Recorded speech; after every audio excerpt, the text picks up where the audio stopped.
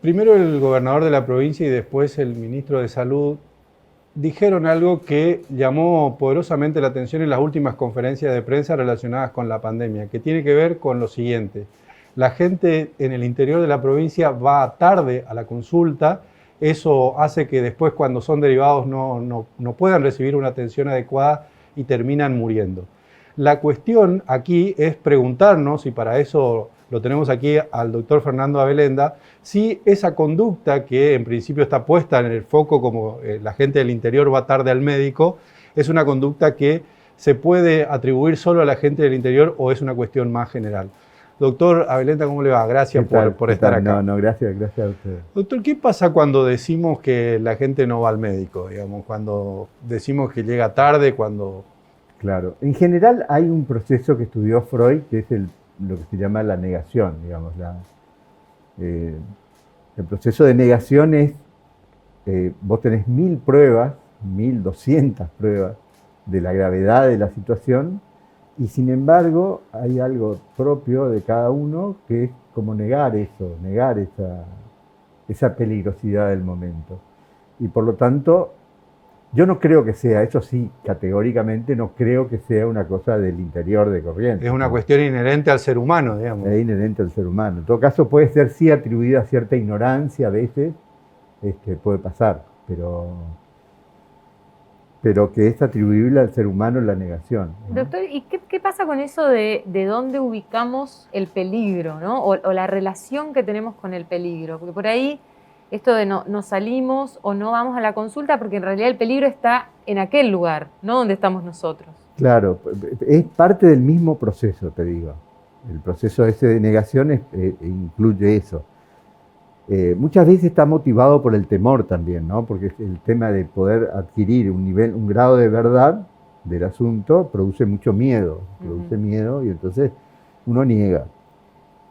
Y por supuesto, eso implica, la negación implica que uno se relaje, ¿viste? Se relaja. A mí me gustó una vez un artículo que comentó Ledesma en el Litoral, donde vos comentaste el artículo de la peste, en los comienzos de esta pandemia, en los comienzos. La peste de Albert Camus, que fue, digámoslo, un gran escritor, ¿no? Y él, en ese libro, que es una novela sobre una peste inventada, una localidad inventada, donde hay una cuarentena absoluta en la ciudad, aíslan una ciudad. Lo que ve Camus es que con gente muriéndose, hoy veía en la televisión imágenes terroríficas de la India, pero no es solamente de la India, es de Brasil, de todos lados, y sin embargo hay como un movimiento de negación, que no es de gente ignorante. Sino no, de hecho hay muchos famosos incluso que adhieren, ¿no? Y que promueven esa o sea, como pensando que se está tocando la libertad o algún tipo de cosa así, es una cosa peligrosísima, ¿no? Porque a la negación se agregan voceros que avalan esa postura. Claro, y un médico infectólogo de Corrientes nos decía el otro día que más o menos estamos hablando de que el 30% de la población es totalmente, digamos, vamos a suponer, anómica, no le importa nada, digamos. Claro. ¿Eso también tiene relación con esto? ¿Estamos hablando de gente que no le importa porque tiene miedo? ¿Hay un efecto reflejo ahí? Bueno, hay una cuestión ideológica acá, no sé si ustedes se dieron cuenta, pero hay una cuestión ideológica. Uno podría hacer como una especie de test. Si vos le preguntás a un chico de una familia que no votó al gobierno nacional, le preguntás si están a favor de la presencialidad y el chico dice una cosa que ningún chico del mundo diría, que le encanta la escuela, que le parece lo más importante. A su vez, si lo votaron, si tienen un pensamiento distinto, dicen no, es peligroso y hablan de solidaridad y etcétera. Bueno. Lo que está planteando es que la manera en la que vemos la realidad está tamizada o atravesada. Está tamizada por el campo del otro. Porque si algo probó esta pandemia es, o sea, si el sufrimiento de la gente en cuarentena probó que somos seres eminentemente sociales. O sea que no.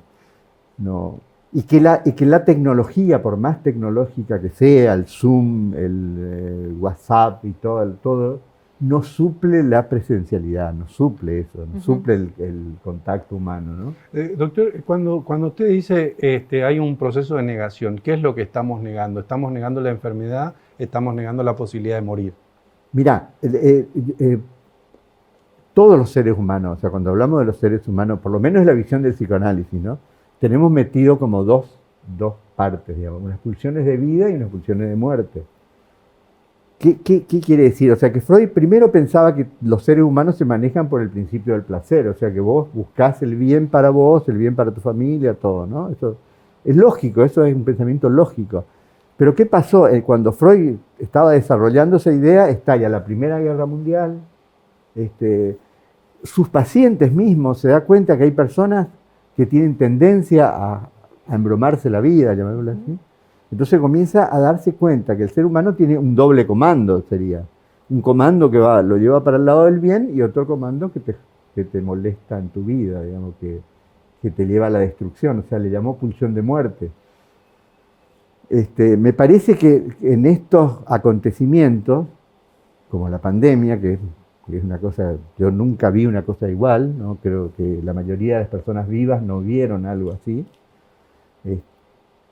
produce la reactivación de esta pulsión de muerte, ¿no? ¿Tiene algo que ver que el hecho traumático, si consideráramos a la pandemia y todo lo que deriva, es un hecho traumático que dure tanto tiempo? Digamos, que el trauma dure tanto tiempo. Sí, totalmente. ¿Cómo afecta eso? Los acontecimientos, o sea, cuando se produce un acontecimiento, supongamos la caída de las Torres Gemelas, de Twin Towers se caen, o sea, ningún neoyorquino pensaba que eso podía pasar, ¿no? De golpe se caen. El efecto posterior es lo que Alan Badiou, un filósofo, llamaba que se conmueven las verdades estructurales de los sujetos. O sea, yo pensaba que el mundo de la vida era así y de golpe produce algo, eso es el trauma o el acontecimiento para los filósofos, ¿no? La respuesta a lo que viene después, nadie es indemne a eso. Lo que sí se ve, y que me parece que es extraño, es que la respuesta no es lo mismo, ¿entendés? Por ejemplo, con Atocha, cuando fueron los atentados en España, se hizo un estudio de la gente y unos se sentían mal porque sobrevivieron, claro. Otros se sentían mal porque tuvo que haber ayudado y no ayudó, porque fue cobarde en el momento, ¿entendés? O sea que otros ni frío ni calor, ¿no? Claro, y eso ¿Comprendés? también vamos a empezar a ver acá. Exactamente, o sea que vos tenés un montón de elementos en la experiencia humana que son como cosas raras, digamos. Ahora, vos decís, bueno, por ejemplo, los que salen, los que hacen una fiesta clandestina, ¿están guiados por la pulsión de muerte?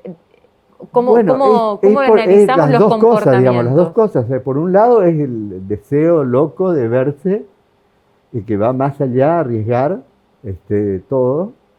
Al contrario, podría ser una pulsión vital que te obliga claro, a salir, pero a buscar el otro. La pulsión de muerte no es como porque uno está acostumbrado, o sea, una mala película de Hollywood, una mala película de Hollywood que quisiera mostrar la pulsión de muerte, te mostraría que es oscura, con truenos y que no, se disfraza de cosas extraordinarias, ¿entendés? Y eso pasa todo el tiempo. Eso pasa todo el tiempo. Ahora, Doc, nosotros queríamos hablar con usted porque, bueno, es una cuestión que nos está interpelando, digamos, esto de qué es lo que nos pasa y afrontar el miedo.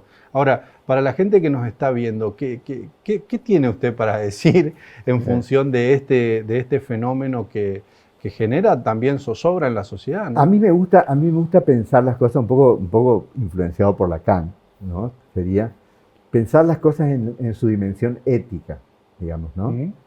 Su dimensión ética, o dimensión moral, si quieren, es, por ejemplo, si uno está en su casa y piensa que esto es una especie de coartada de la libertad, estamos pensando en una cuestión de derechos, ¿entendés? O sea, es una cuestión ética. Entonces yo lo que pienso es que deberíamos pensar que es una cuestión épica, una épica heroica, quedarse, transmitirla a los chicos. Los chicos tienen mucha sensibilidad para lo heroico, de hecho les gusta mucho la idea de los superhéroes y todo eso. Me parece que hay que llevar la experiencia humana, la experiencia de todos, a una dimensión ética en el sentido de hacer de este momento tan difícil un momento de solidaridad, un momento donde también es un momento personal.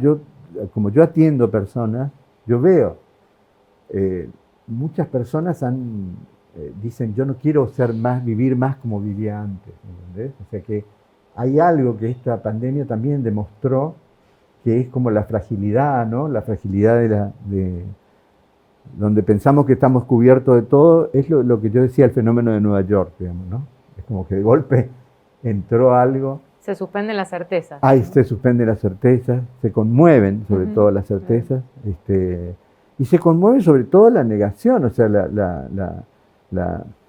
o sea que uno vive y hace un montón de cosas, y está como pensándose inmortal, y bueno, cuando de golpe aparece la muerte con todo se enseñorea en la sociedad, es complicado, ¿no?